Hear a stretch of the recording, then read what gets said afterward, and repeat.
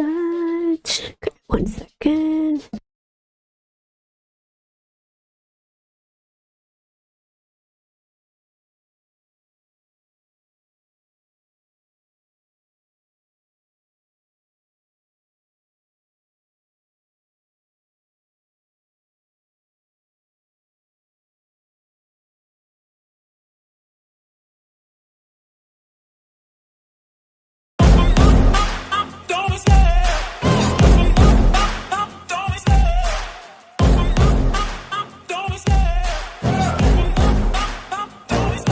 I love the chase and the hunt, and I set the pace when I'm running. I always take what I want and I always give it 100. Don't need a bank, no I'm funded. Play the game like it's nothing. I'm always thankful for something. Don't take for granted, stay humble. Now wake up!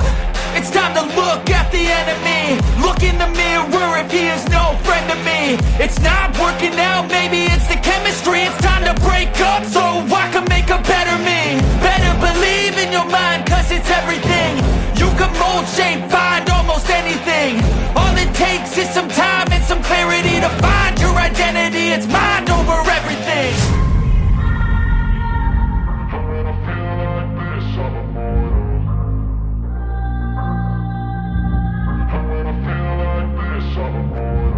And when I feel like this, I'm immortal. When I feel like this, I'm immortal. When I feel like this, I'm immortal. When I feel like this, I'm immortal.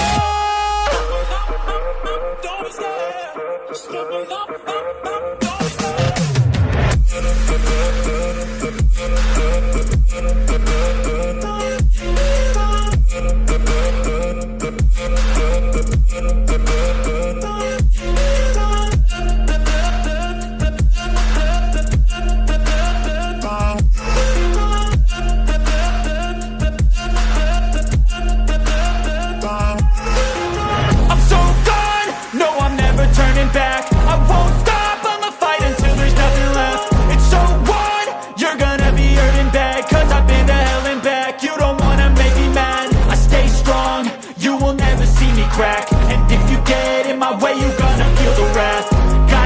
To my face while he's looking back. Mirror breaks after math. When I hate, I attack. When I feel like this, I'm immortal. When I feel like this, I'm immortal. And when I feel like this, I'm immortal. When I feel like this, I'm immortal. When I feel like this, I'm immortal. When I feel like this, I'm immortal. Don't be scared. Just give me up. Don't be scared.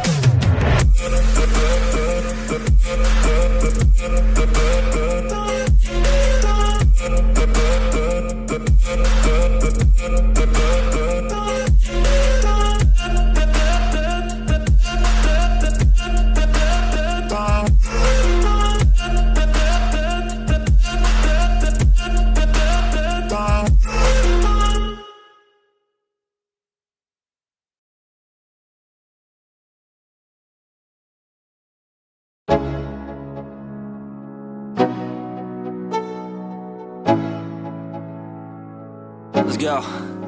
Yo, I'm like an addict, do I gotta have it. I ain't even playing, got a really bad habit. If it moves, gotta grab it, fuse like a magnet. Lose, won't have it till I'm doomed in a casket.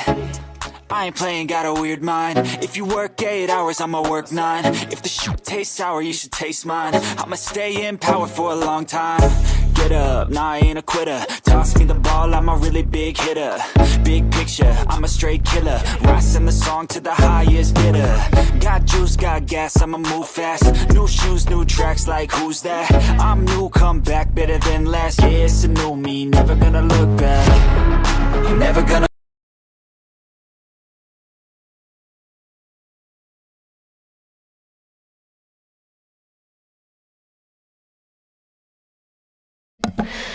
Whoops, I don't know what happened there. Give me 1 minute. Sorry about that.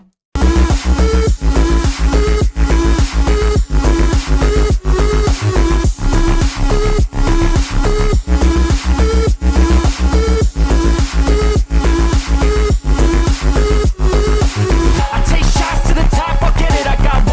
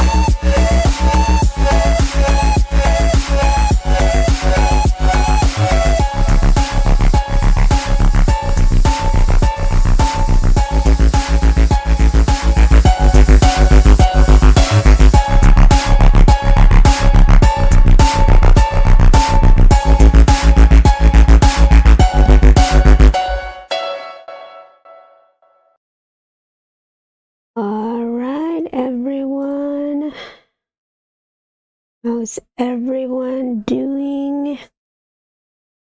Hold on, I am going to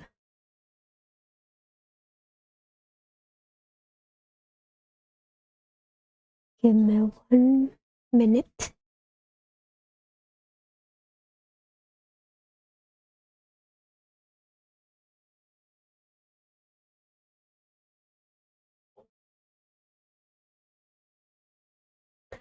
All right, hello everyone. Thank you for joining. Hi.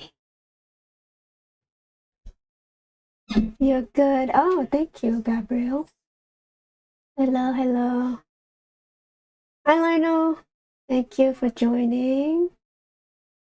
What about I'm doing okay. Thank you, SEB man, whatever. That's probably your initial, huh? But anyway, so today I have a couple hours to kind of sort out a whole bunch of things. I don't know. The topic is just gonna be scattering, not much. But before that, I want to shout out to Lionel over here, kind of shouting me out on the live stream of Moran's Rants. Yesterday, that was a good live stream. I didn't have a chance to watch it live because I was at work. But yeah, I rewatched it, and thank you so much, Lionel, for doing that. Yes, happy Thanksgiving weekend for everyone. Anyway, so I was just, well, let's get to the price point because, it's a focal point, right? Like we want to see the price going up, but whatever. Nah.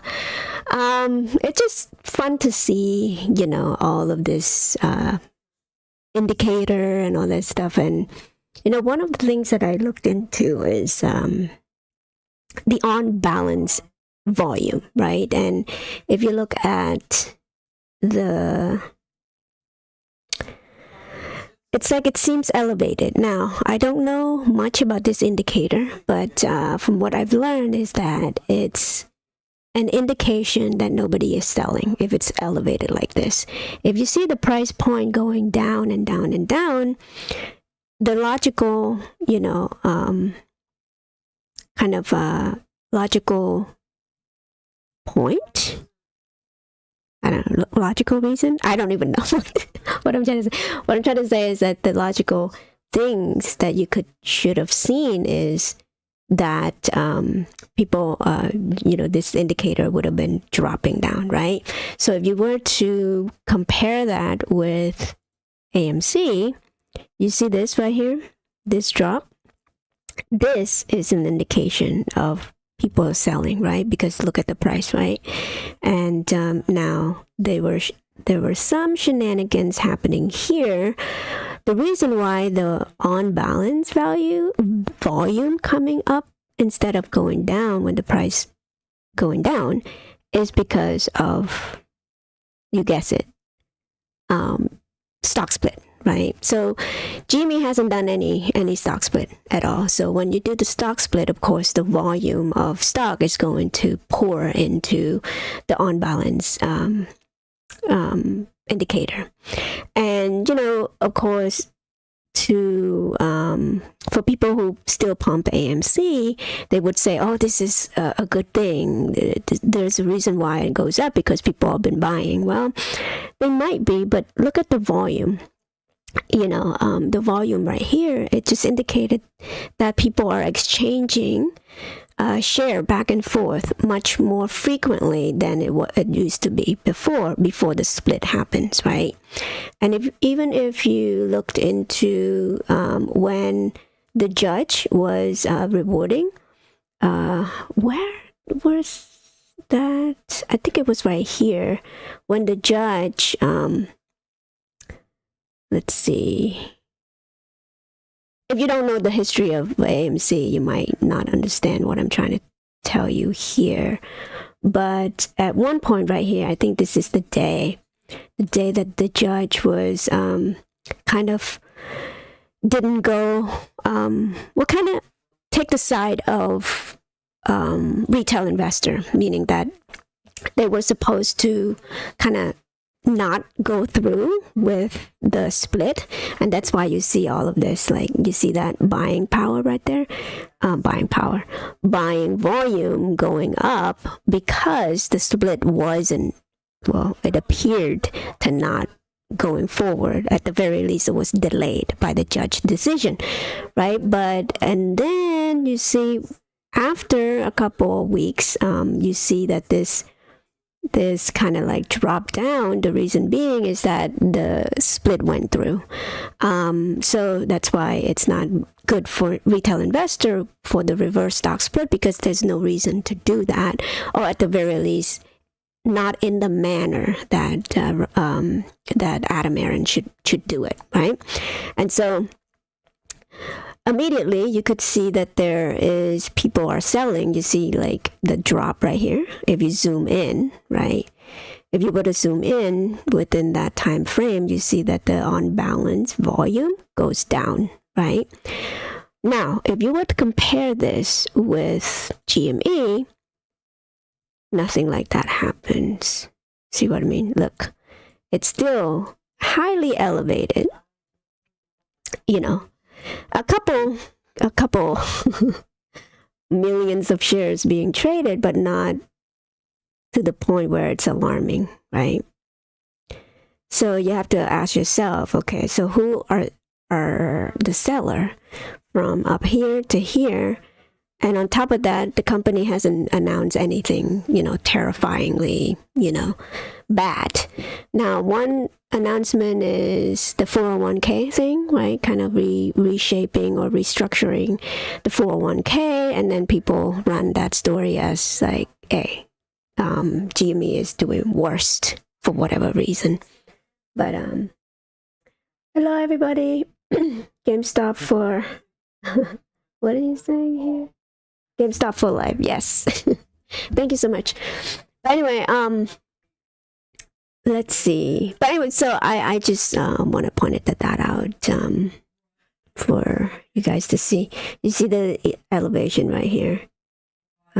People buying up, price goes up, going down. But if you were to compare from here to here, that is diversion, right? Because the price should be kind of like coincide with what the on balance indicator is. So over here, people are buying. See the shoot up right here, right? And then over here, people are also buying. This is when Ryan Cohen bought in as well.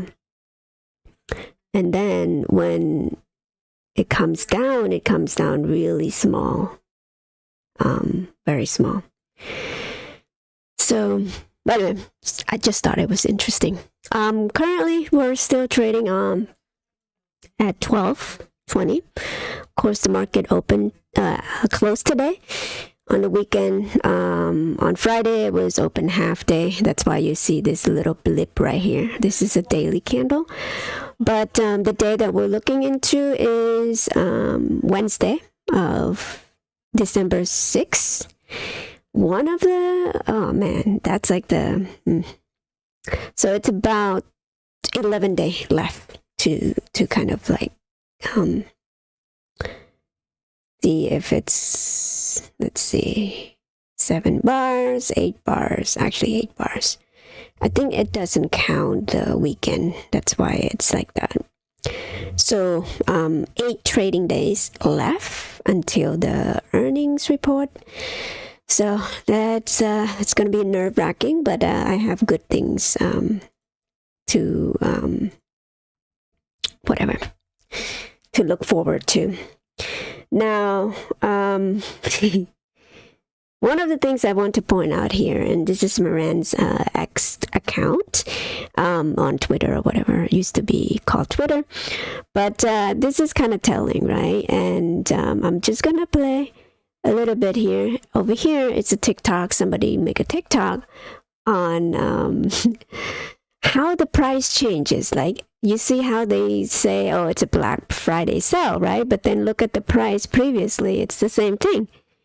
So why is there anyone making a video of business practices of Target being like scamming customer, right?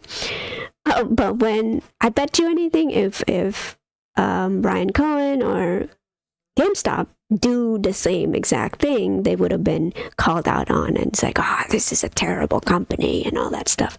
But when Target does that, nobody say a thing, right? And it's very telling to me anyway, that there's a lot of biases here. But again, this is the business practice of this big companies out there to deceive you, to kind of make you think that you have deals, but you actually don't have any deals. But again, if GameStop were to do the same thing, they would have been like, jumping on it. Kotaku would have had so much to say about that, right? Anyway, so let's see. Let's save this one for the last one. Last thing I wanted to talk about. Now, I was watching Jimmy Dore, and this is kind of like coincide with what I always hear about people discussed about like wage inflation, that inflation caused by wage increase and all that stuff. They always blame it on the working class, right? For inflation to be amoked, right?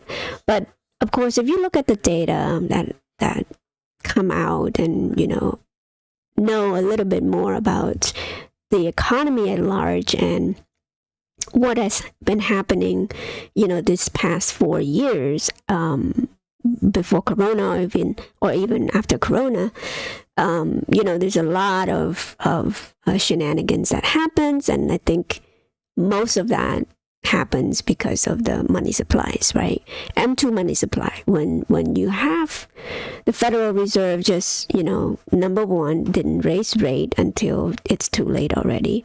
Number two, they'll always keep printing to the tune of trillions and trillions of dollars to try to stimulate the economy. But what it's just a kind of wealth transfer from working class to the top big business out there. And, small business was struggling because of that. Nobody, like, it was kind of like to transfer wealth from middle class to the uber rich out there, right? Amazon profited so much more than any other, company out there.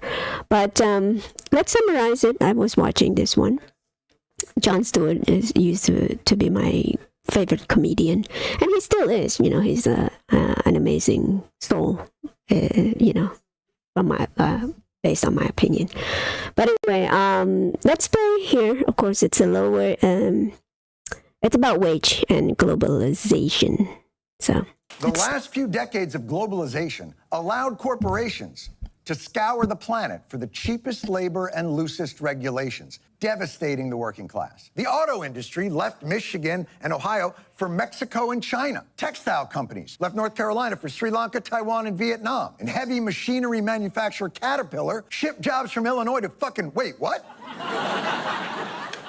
To Texas? They went to Texas? That can't be right. Maybe current Texas Governor Greg Abbott can explain. We have low taxes, reasonable regulations, right-to-work laws. I think I understand. It's to Illinois. Now, if you don't speak business euphemism, allow me to translate what the governor said. Low tax means less money to spend on infrastructure. Reasonable regulations means you weren't using that finger anyway. And right to work means weak unions, which means companies can get away with lower pay and fewer benefits, and they do. So that summed up, right there, the last 20, no, not even last hundreds of years of, American capitalism, right, society. And I know, I understand that capitalists, if you have a pure capitalism, again, this is my opinion, you would have, it served its purpose. It's very, necessary, but also too, at the same time, capitalism is only a function to, create better product for the population. But at some point, it's going to cannibalize themselves, meaning that, the function of it is to subtract wealth or extract wealth into the hands of people who are producer, right? If you own the production, the mean of production, like companies and all that stuff, you would be benefiting much more than the working class, right? And on top of that, if you have no governmental assistance in, assisting the working class, you would see stuff like this that happens where, you don't need that finger anyway, right? It's just a joke, meaning that if you get injured in the workplace, you won't be able to, feed your family. You would just, lay down and die, right? Or, well, hopefully you'll be a little bit more functional. But let's say if you're heavily injured at work, you won't be able to get compensation, even though you work for that company for decades or so, right?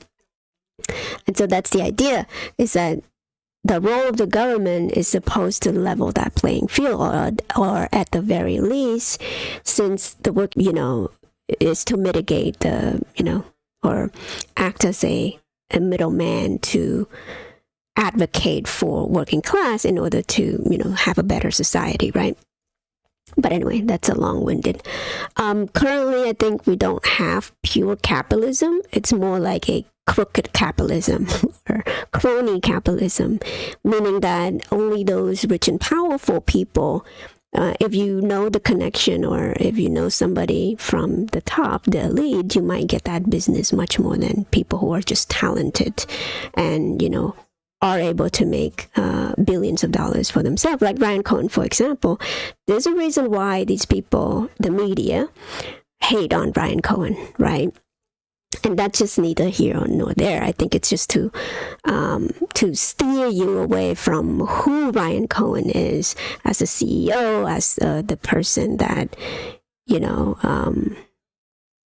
kind of wanted a better company for himself, for everybody, right? Who a shareholder, and he has certain ideology that these people that are in control right now doesn't want you to have, or at the very least wants to steer retail investor or muddle the water so that you don't believe in Ryan Cohen as a person, as a CEO, whatever, right? It's just an attack, right? So that you don't invest in the best company ever. Well, in my opinion, again, it's remained to be seen, right? I'm looking for the evidence, which is the earnings report coming up in a few days. So, but anyway, long-winded answer again. Sorry, you guys, if you have to sit through that ramble. But anyway, so let me play this one as well. And I had a conversation with a family member of mine that, always seems to steer the conversations that, this automaker, remember there was a union automaker was able to get a whole bunch of kind of raise, a whole bunch of benefit that, so because their wage hasn't kept up with the inflation for a long time. At the same time, you have, CEOs out there who have amasses billions, millions and millions of dollars on the backs of the working class, right? They give themselves raise, but they never give the working class any raise whatsoever. And their excuse is always, hey, we have increased our productivity. Well, who produce those goods and services? It's working class, right? It's not the CEO or anything like that. The CEO is just the face of the company. Not much there. Yes, they have the ability to steer the company to the right direction, hopefully, right? Not like Ryan, not like Adam Aaron or anything like that.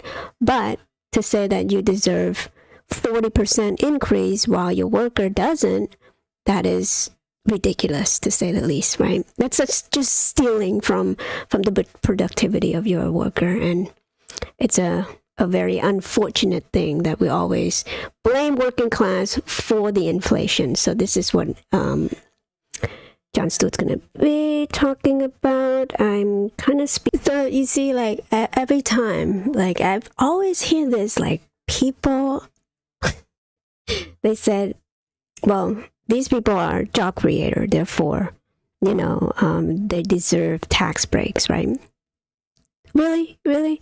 So if they're job creators, how come every time there's a sign of trouble, a signs of economic woes, they always advocating for low unemployment?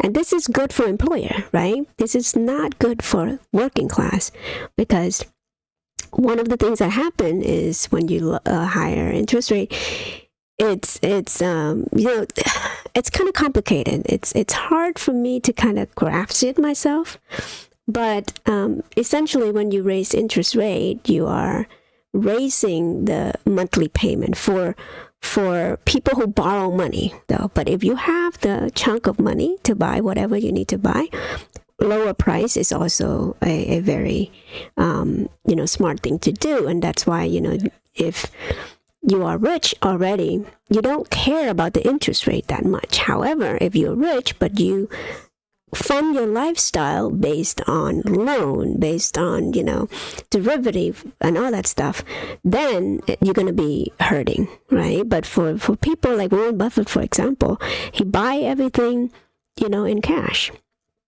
seems like, anyway. And so he doesn't care about the interest rate that much. But for rich people, and I think most rich people at this day and age, especially people who are in the news media and all that stuff, they fund their lifestyle by borrowing money. So cheap money is always, they always advocate for cheap money for them, right? Low rate and all that stuff. But then also too, a higher rate is going to cost the middle class a lot more to fund the lifestyle that they need to, for example, housing, right? Mortgage gone up because, again, not everyone's going to have a lump sum of money to buy a house, to buy anything that, let alone a car even. You can't fund it because of the high monthly payment. And that's why it's like eating up, the middle class so much, and the poor as well, because, those monthly, the car payment is going to be higher and whatnot. But they always blame it on the working class. It's like, really, it's very complicated. So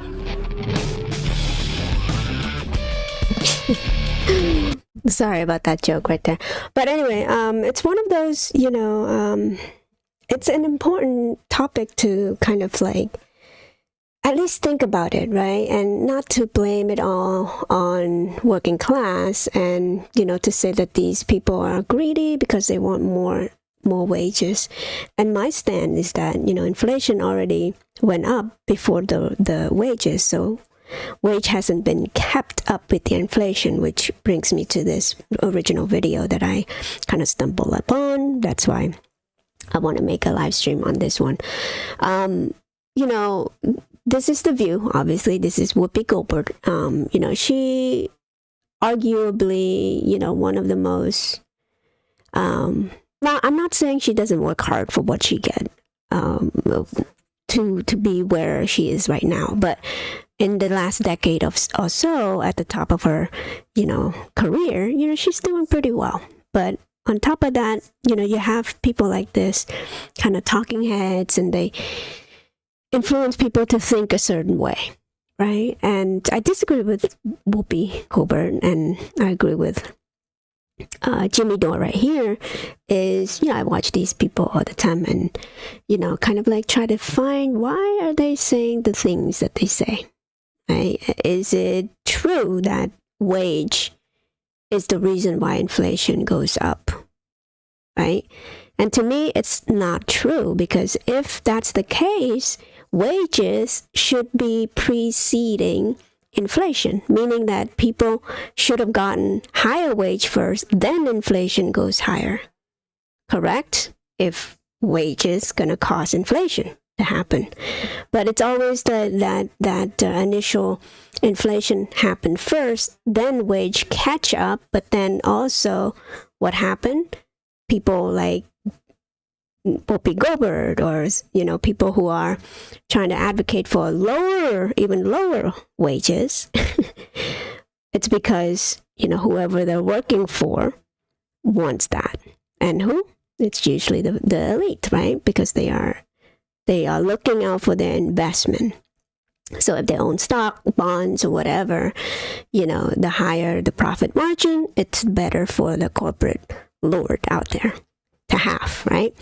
And so it's a complicated thing, but let's listen in here. Hold on. I don't know if I want to play the whole thing, but let me speed it up a little bit. Mind blown. Stop watching now. Thank you for the warning, Jimmy. Okay, here we are. Apparently, millennials and Gen Z have a much different view of the American dream than past generations. Data shows that soaring inflation, student debt, and limited room for advancement in the workplace has made them feel that milestones like affording a home, starting a family, excelling within the corporate structure are out of reach. Does every generation feel this way at some point? I say yes. What do you think?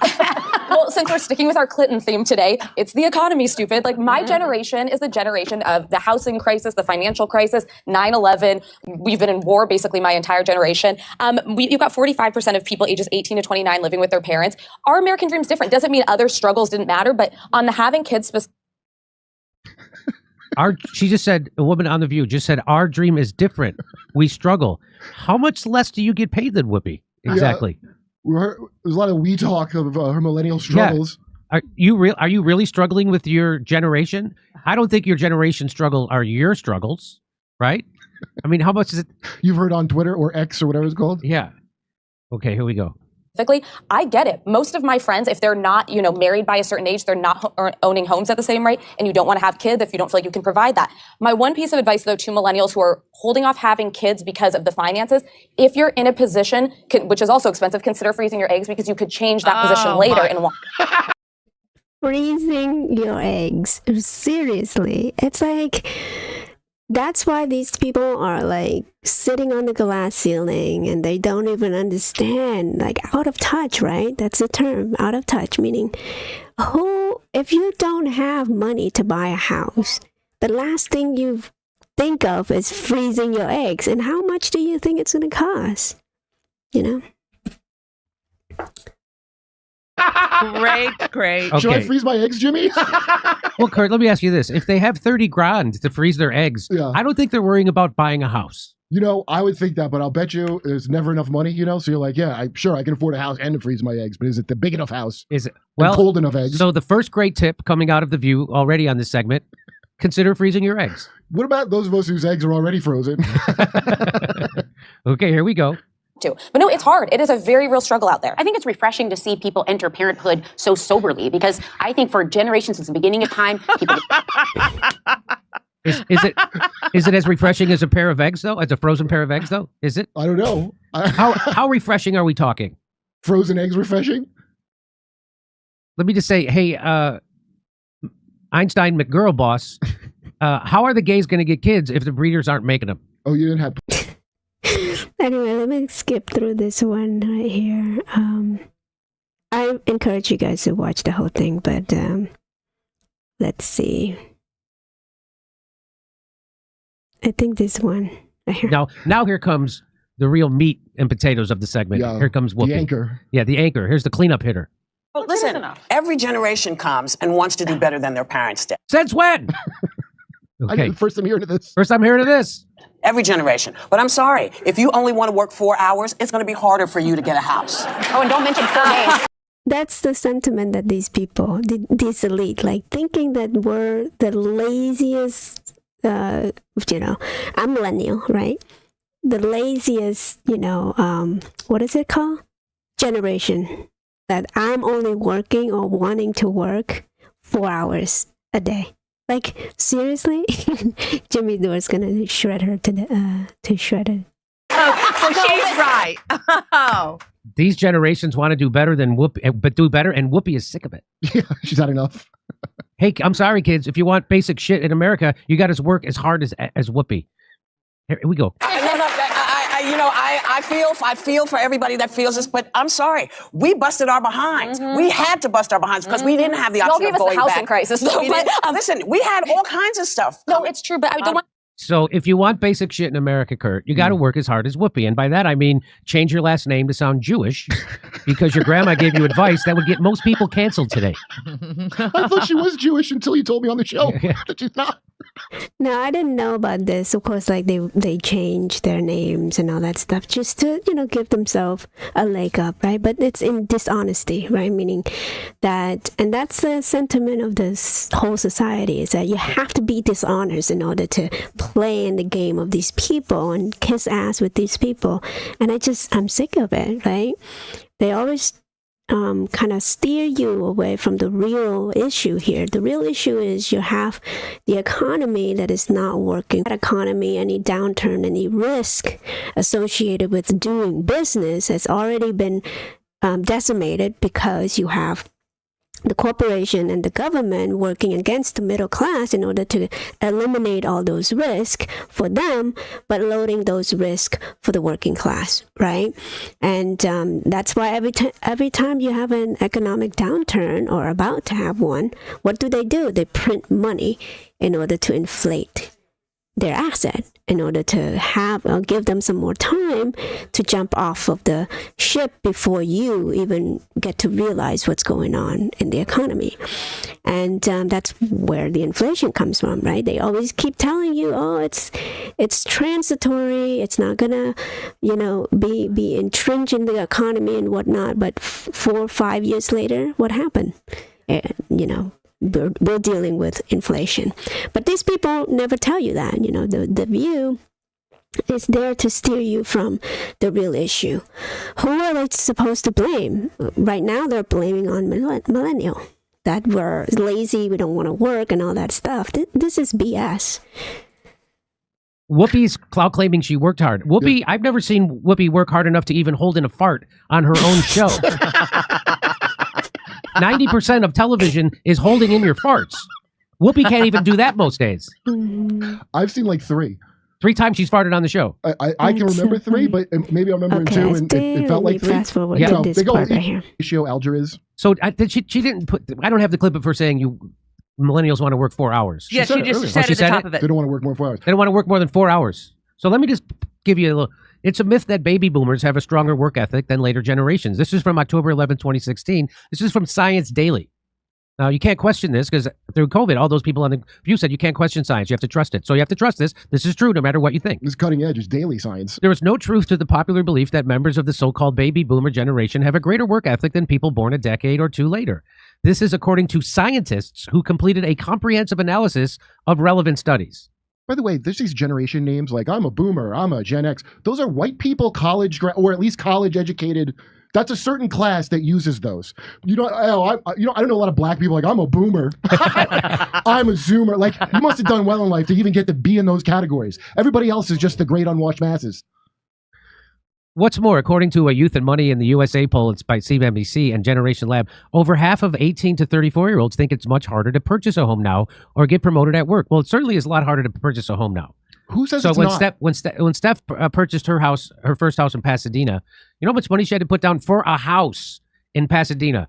$20,000, eh? That was it. That's what she had to put down for a house with a backyard and a garage. That's not in Detroit. That's right. That's in Pasadena. Yeah. So in 97. And so today, to buy that, and that was in 1997. To buy that same house today, you know how much cash you'd have to come up with to buy that? At least $300,000 to put down on that house just to buy it. $300,000, eh? That's a lot of money. Well, so you could always scrape together $20,000. You could always get, hey, my parents, my grandparents, or go, sell your ass on the corner.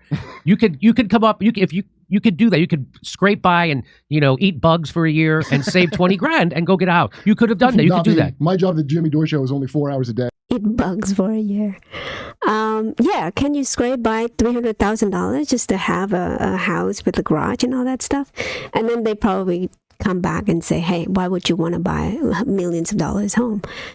Go into a 1-bedroom or studio apartment that costs $500,000. There you go. That's your That's your life right there, and shut up and don't complain about your wage. It's more than a niggling feeling. That word makes me uncomfortable. Yeah. But it's more than a niggling feeling. Research consistently shows that on average, Generation Z and millennials really are worse off than their parents. Why Let's would look. you need special research to know that? That's crazy. How on earth would you not have guessed that without a special... We've been saying this on this that 80% of workers live paycheck to paycheck. Some people quibble with that number, but with mortgage rates around 8% and home prices on the rise, housing affordability is actually worse now than during the disastrous 2008 financial crash. That's true. At the same time, salaries are lagging behind. In the last 50 years, home prices have jumped 118% after accounting for inflation. So if you add inflation, they're way more expensive. But even if you take inflation out of it, houses are now over 100% more expensive than they were, while income has only increased 15%. Oh, I'm sure we can get that number down, can't we? According to the Clever Real Estate, based on census data. It's why young workers today are holding down not one, not two, but 3 or more jobs to keep up with the rising cost of living. 93% of Gen Z do what they call poly work. Poly work. That's a really weird way of saying that they have 3 and 4 jobs. I actually think you should be allowed to have as many genders as you have jobs. Compared to only 28% of baby boomers worked multiple jobs, and 23% of Gen X professionals. 93% of Gen Zers. Keep voting for Democrats and Republicans, you morons. You lazy kids. Too lazy to not vote.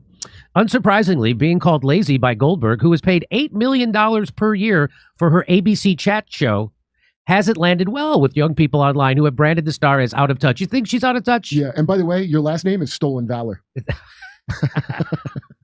Whoopi doesn't work on Fridays, is done with work by noon, gets a month off in the summer paid, and several weeks around major holidays paid, but is telling millennials that they don't want to work. Well, she works out too. All the while making millions to share her ignorant views, of which she does no research. Yeah. That's according to someone on Twitter. That's the Whoopi Goldberg promise. Whoopi Goldberg works 4 hours a week to sit in a chair and opine on things written and researched for her, most likely by very underpaid and overworked millennials. So that show's only on for an hour a day? Yeah, Yes. I didn't even think about that. Of course, all the That's assistants it. and She stuff and works in- interns, I'll bet it's miserable to have that job. Of course. So she only does an hour a day? The audacity of her to insinuate we don't and are not working hard enough is insulting and simply absurd. This is according to people online. Meanwhile, others chimed in that they don't know a single millennial who only works 4 hours a day. I do, however, remember my parents working a real 9 to 5 and being able to afford a normal life without bringing their laptop home after work. Most millennials work on average 60 hours a week. I'll tell you about my dad. My dad had 12 kids, because they were Catholic. So my mom didn't work. They were able to. Sounds like she worked a little. Was she a millennial? My mom didn't have a job outside the house, put it that way. But believe me, we all worked our ass off. But I did drink powdered milk till I was in 6th or 7th grade and wore hand-me-downs, didn't have my own pair of shoes till I was in high school. But, I never missed a meal. I didn't go hungry. I did have to go to a dentist that didn't use Novocaine because it was free. And he drilled my... That's where they passed the savings on? Yeah. Oh, my God. Wait, that sounds like Marathon Man. It was. So my dad was a cop, and we didn't have enough money.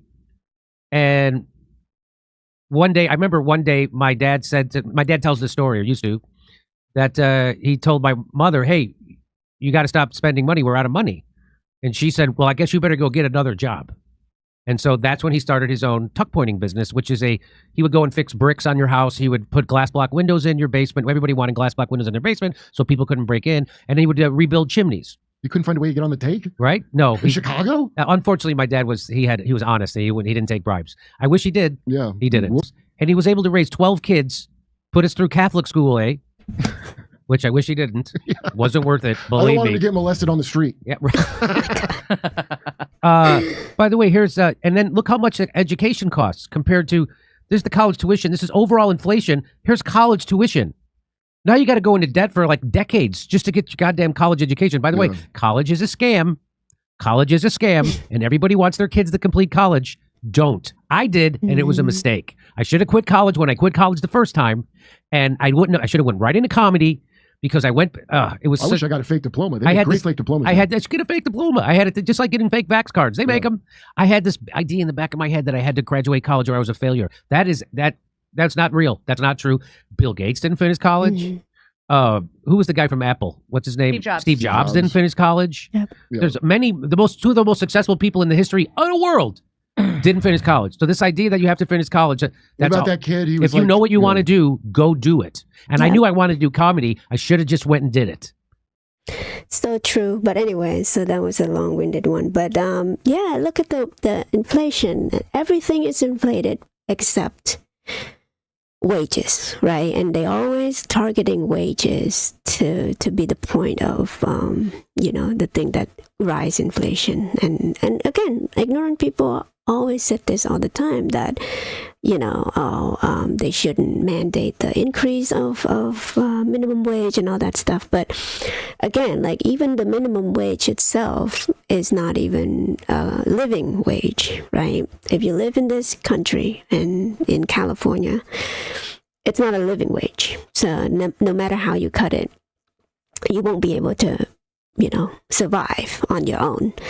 But it's crazy that he had 12 siblings and his father is the only income source in the household, and was able to get by with 2 jobs.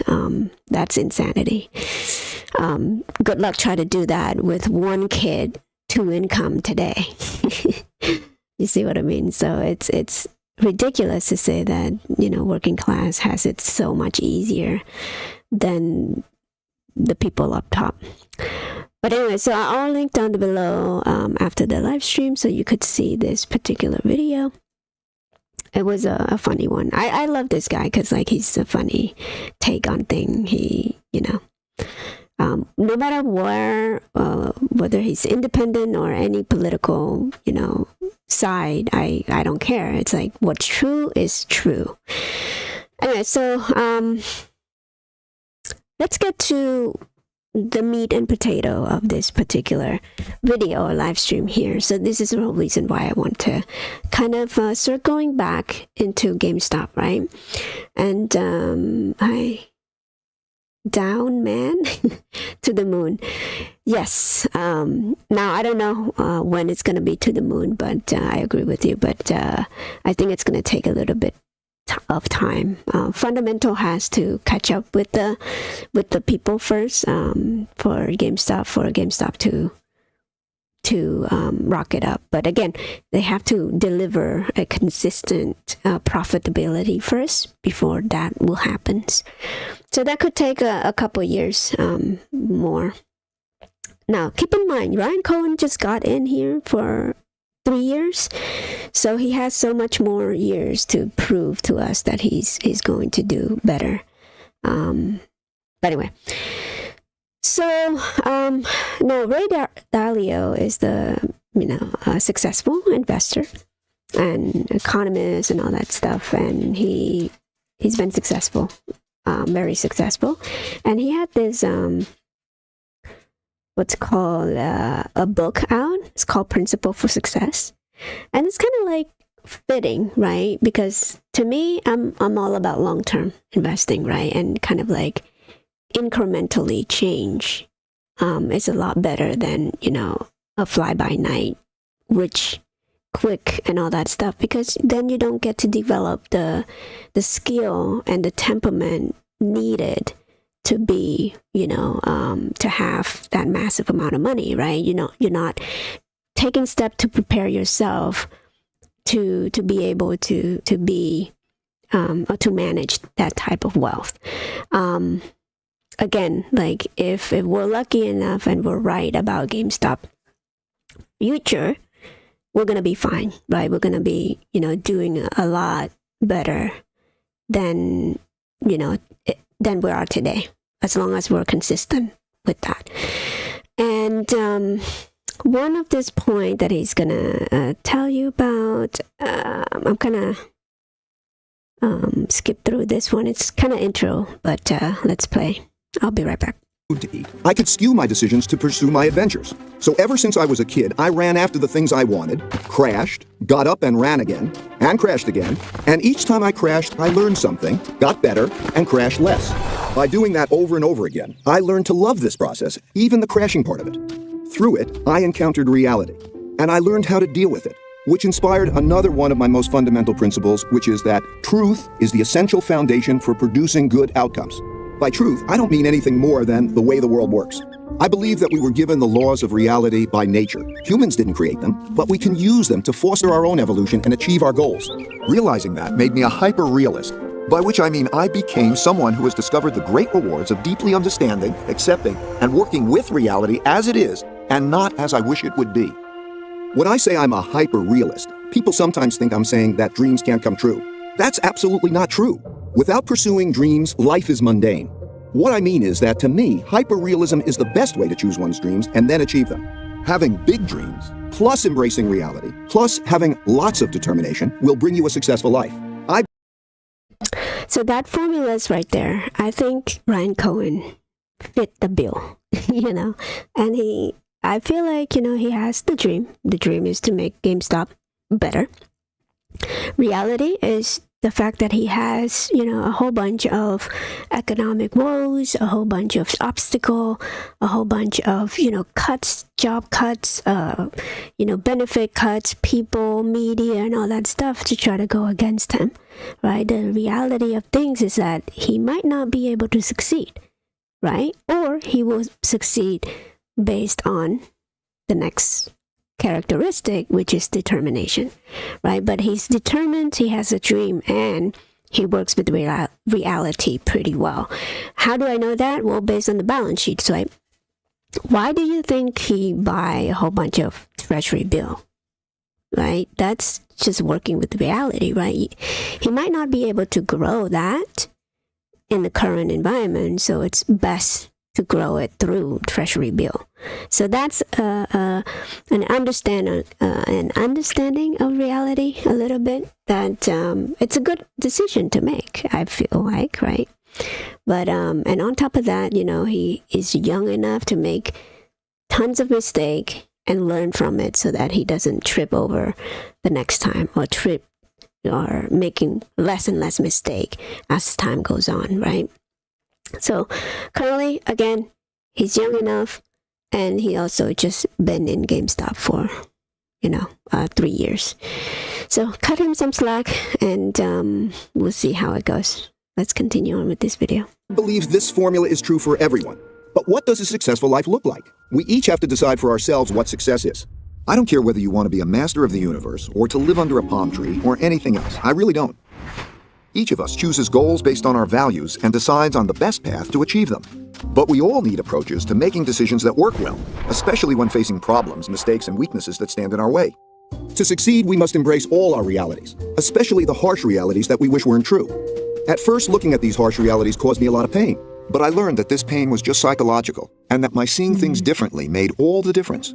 I came to view problems like puzzles that would reward me if I could solve them. They would help me deal with the problem at hand, and they would give me principles for dealing with similar problems in the future. I learned to treat pain as a cue, that a great learning opportunity is at hand, which led me to realize that pain plus reflection equals progress. Meditation has been invaluable in helping me see things that way. I found that when I calmed myself down and embraced my realities and dealt with them, the rewards brought me pleasure and the pain faded. Each of us has the unique capability to think logically, to reflect on ourselves and our circumstances, and to direct our own personal evolution. Doing this well is just a matter of following it is to reflect carefully after experiencing pain. When I did this, I was usually able to discover principles that would prevent me from repeating the same mistakes in the future. And I could see that being successful simply consisted of 5 steps. Step 1 is to know your goals and run after them. What is best for you depends on your nature, so you need to really understand yourself and know what you want to achieve in life. Step 2 is to encounter the problems that stand in the way of getting to your goals. These problems are typically painful. If handled badly, some of them can lead to your ruin. But to evolve, you need to identify those problems and not tolerate them. Step 3 is to diagnose these problems to get at their root causes. Don't jump too quickly to solutions. Take a step back and reflect in order to really distinguish the symptoms from the disease. Step 4 is to design a plan to eliminate the problems. This is where you will determine what you need to do to get around them. And step 5 is to execute those designs, pushing yourself to do what's needed to progress toward your goal. A successful life essentially consists of doing these 5 steps over and over again. This is your personal evolution, and you see this process everywhere. It's just a law of nature. Think of any product, any organization, or any person you know, and you will see that this is true for them.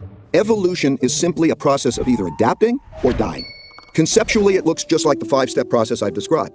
As you push through this often painful process, you'll naturally ascend to higher and higher levels of success. I found that when I did it better, my struggling never became easier, because the more capable I became, the greater the challenges I would take on. Because different people are strong and weak at different things, most people can't do all 5 steps well. Not facing this reality means you could stretch further than you should. And as the heights get greater, your falls could also be greater. Sometimes terrible things happen to all of us in life. They can ruin us, or they can profoundly improve us, depending on how we handle them. Something like this happened to me in 1982. We progress forward until we encounter setbacks. Whether or not we get out of them and continue forward, or spiral downward, depends on whether or not we're willing to face the failure objectively and make the right decisions to turn the loop upward again. Something terrible happened to me in 1982, when I bet everything on a depression that never came. The period between 1979 and 1982 was one of extreme turbulence for the global economy, the markets, and for me. And I believe that the U.S. economy, with the world economy tied to it, was headed toward a catastrophe. This view was extremely controversial. I wanted the great upside and very publicly took a big risk and was wrong, dead wrong. After a delay, the stock market began a greatest growth period in its history. This experience was like a blow to my head with a baseball bat. I had to cut my losses so that my company, Bridgewater, was left with one employee, me. I was so broke I had to borrow $4,000 from my dad to pay my bills. But even worse was having to let go the people I cared so much about. I wondered whether I should give up my dream of working for myself and play it safe by working for someone else in a job that would require me to put on a tie and commute every day. Though I knew that for me, taking less risk would mean having a less great life. Being so wrong, and especially being so publicly wrong, was painfully humbling. I am still shocked and embarrassed by how arrogant I was in being totally confident in a totally incorrect view. Though I'd been right much more than I'd been wrong, I had let one bad bet erase all my good ones. I thought very hard about the relationship between risk and reward and how to manage them. But I couldn't see a path forward that would give me the rewards I wanted without unacceptable risk. This kind of experience happens to everyone. It will happen to you. You will lose something or someone you think you can't live without, or you will suffer a terrible illness or injury, or your career will fall apart before your eyes. You might think that your life is ruined and that there's no way to go forward, but it will pass. I assure you that there is always a best path forward, and you probably just don't see it yet. You just have to reflect well to find it. You have to embrace your reality. So I'll just stop it here. You guys could watch it yourself here, but I think this excerpt or whatever, this period of the video is doing pretty well. I mean, is summing up the struggle that we are facing as a GameStop investor right here. And this is the point where I was kind of like, oh, I should make a live stream on this one. So the truth is the essential foundation for producing good outcome, right? And to me, whatever truth it is, you better make sure that it is the truth, right? And it's tough because when you're investing in GameStop, there's a whole bunch of, outlets out there that tells you something about GameStop, right? Now, whether it is true or not, that's up to you to decide, right? And, I've heard about this, there's a whole bunch of people who have a large platform, like a million subscribers or so, that make terrible sentiment or make video about GameStop that steer people to think that GameStop is a terrible company, that GameStop is not a good investment, that GameStop just, there to screw over the customer and whatnot. And you see this over and over and over again. And you have to wonder why, right? And this particular media right here, Kotaku, we know what Kotaku is, right? And from watching Moran's Friends, we all know that this is related to private equity. And, if you look at the Wikipedia on who owns Kotaku, Kotaku and who are these people, they always have negative spin on GameStop, and you have to understand why. Why are they doing that? What's the benefit for them to trash on GameStop so much? So you have to make that connection yourself. I'm not gonna, I would encourage you to check out Moran's Rant's video. It's probably a better, he had a better thing to show you about it. But anyway, how are everybody doing? Sorry, I'm rambling on with no apparent reason whatsoever. So it's getting close to the end of the live stream. So I'm gonna go about 30 more minutes or so. The last thing I wanted to mention is the capital gain, but let's look into the economic data for a little bit just to prepare for Monday. Now, I don't know what Monday is going to bring us as far as GameStop price. I'm seeing good things coming in, but of course, I've been looking at this level right here. I think it was like $12. Hold on, let me see. Right here, sorry. It actually hit that price already right there. So whether it's going to bounce off from here, we don't know. This is a weekly candle right here. This is a whole week. So there's could be a selling pressure coming down again, slowly though. But if you look at the on-balance volume, it's still kind of elevated. So it's not much to see here, obviously. Just need to kind of keep an eye on that. But as far as this level and the level below that, right here, $9.64. Could it go down to that price? Who knows? I don't know. But the earnings is coming in about 8 trading days or so, just so you guys, if you guys haven't heard it before. But yeah, it's very exciting. It's already set in stone that it's going to be December 6th of this year. So yeah, get excited. All right. And then, of course, let's go back to the economic data right here. So we all know that the full year of GDP growth, it's only 1.2. Now projected to increase a little bit, but that's not by much at all. Remember, they had a revision of this one, and you see how it's not even updated to the revision. It stay on the first reported data. And this is why it's so dangerous that the S&P 500 keep going up, but the economic data comes out very bad.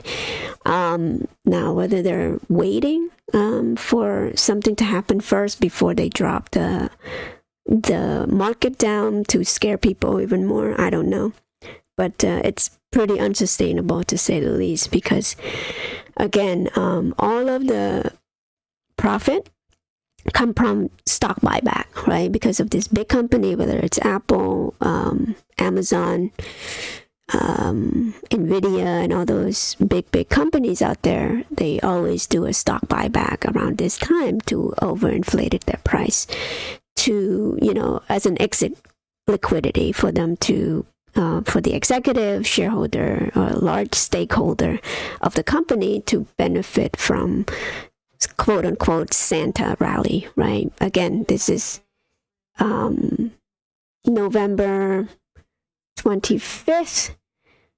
So we have Christmas coming, and I mean, it's going to be good for GameStop, obviously, but again, as far as the price movement for GameStop, it's been suppressed for so long that anything could happen, right? But what is true, though, I feel like they cannot suppress the fundamental of GameStop at all.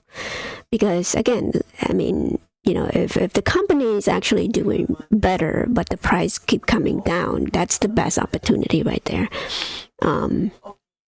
And as far as psychological work that you need to kind of work on to see this price point and not wanting to buy more. You see, like, I equate it to like Black Friday sale, right? Anytime you have discount on items that you like, whether it's perfume, whether it's computer, anything at all, people get excited, right? You want to buy that cheap price or on the cheap price in order to kind of make money, in order to enjoy that product that you want to buy on the cheap. But for some reason, when it is stock, the psychology is that they want you to sell at a low price for some reason, right? When you should be buying. So you just have to, know yourself well enough to not do that and train yourself not to think of it that way. Again, if the company is doing well, on paper, and the price coming down, that is the opportunity to buy more, in my opinion. Anyway, all right, so we're coming to an end here. So I'm going to end it here, obviously. So I've talked about capital gains, long-term capital gain, a few video ago. And, this website here has a good to go by. Now, in 2023, long-term capital gain is up to $44,000. Okay. So what does that mean? If you earn anything, let's say you hold something for more than a year, let's say GameStop, for example, you are spending, let's say you spend $50,000, right, in GameStop right now to buy GameStop at whatever price, it is. And you are able to profit, let's say double your money next year, right? But you have to hold this particular security. You have to hold GameStop for at least a year in order to capture this long-term capital gain. And so, and then it goes from here. So if you earn under this amount right here, you pay zero tax. I'm not joking. Like, you don't pay anything. Now,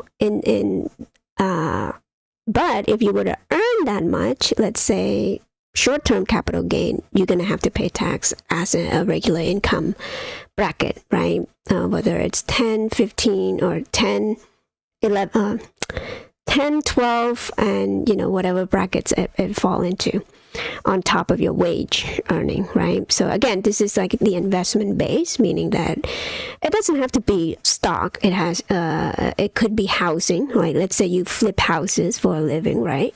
You buy a house today, and then a year later, a little bit over a year later, you sold that house, and the profit that comes out of that house is just so happened to fall into $40,000.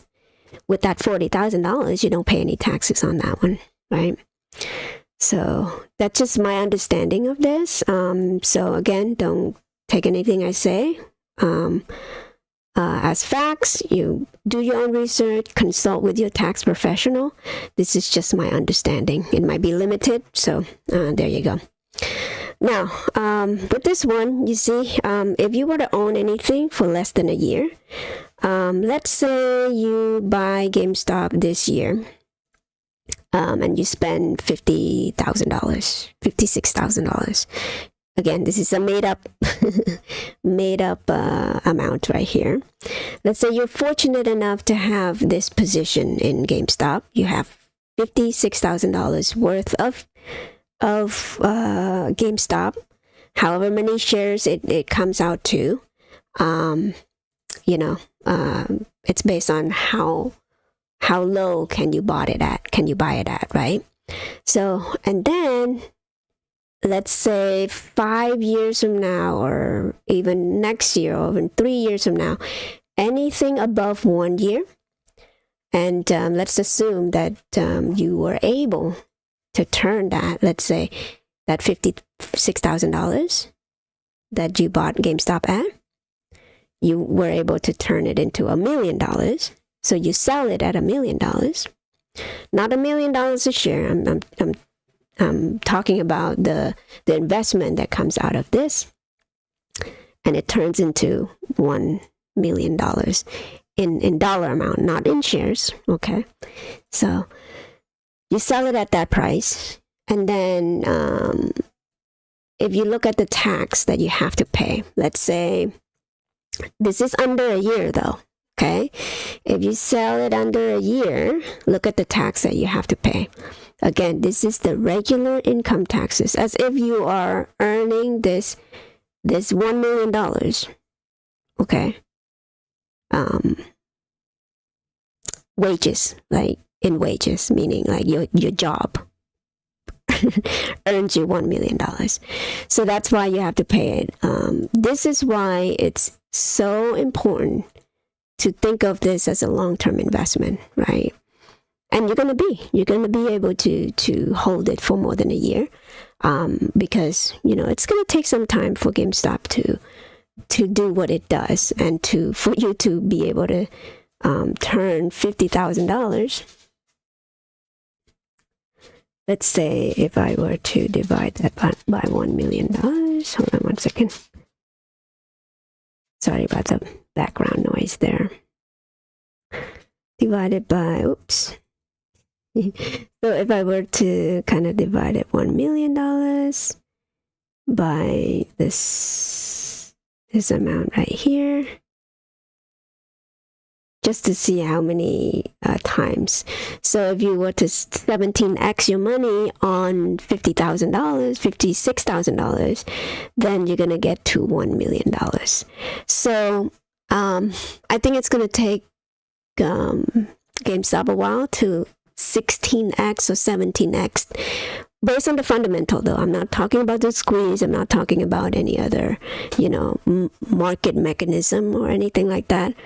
But just based on the fundamental alone, can they grow their top line revenue 10 times, 17 times, or 20x their top line revenue?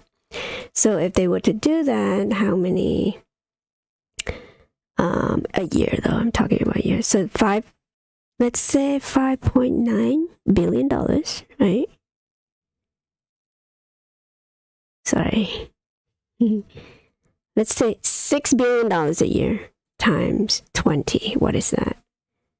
So they need to make $120 million a year. Can they get there though? I don't know. Realistically, I think they can, but I think it's going to be at least 10 years for them to do that, to be able to kind of increase that to that massive amount of money there. As far as like the market of the industry, in the gaming industry in general, based on the outline that Brian Cohen talks about in his letter to GameStop, it's $200 billion market cap in this year. So can they capture most of that market share? So if they could $20 billion a year, I don't know, can they achieve that within a year? No, I don't think they could do that, but they could possibly do it in 10 years or even 15, right? Again, like it's an economy of scale. People think that, since Ryan Cohen trying to be Amazon, they're a failure in doing that. It's like, dude, Amazon can't even be Amazon in 3 years. It's like, Amazon is where it is today in decades. Like, it's decades of good decision, right? Of course, good by the shareholder or the Jeff Bezos making decision to cut corner every single turn, ruthlessly didn't care about his worker, whether high turnover or monitoring their worker in a warehouse, like working condition was terrible for decades. And of course, he used that power and money and all that stuff to bribe the politician, who knows? Like whatever big business practice that Amazon gets to, they did that over decades. That's why Amazon is so big, because they capture so much industry not only that, they capture the regulator as well.